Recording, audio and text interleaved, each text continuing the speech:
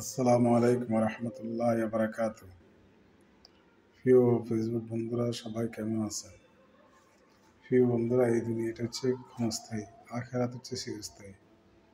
আমরা সবাই এই দুনিয়ার সকল ধরনের ভুল ত্রুটি সব কিছু আল্লাহর কাছে ক্ষমা চেয়ে আমরা সবাই আখেরাতের জন্য প্রস্তুতি গ্রহণ করতে হবে। সেই জন্য প্রিয় ভাইরা, সবাই আমরা সকাল এবং বিকাল 3 তাসবিহ আদায় করব।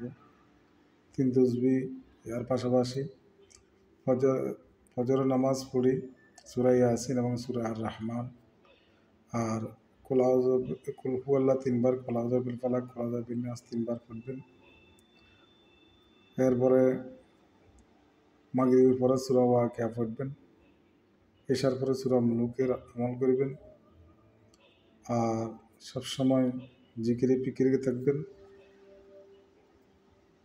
এটা হলো আমাদের, এবং 5 ওয়াক্ত নামাজ আল্লাহকে রাজি খুশি করার জন্য পড়বেন।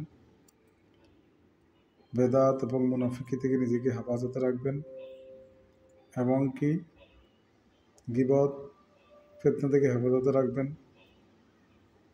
শিরক গুনাহ থেকে হেফাজতে রাখবেন।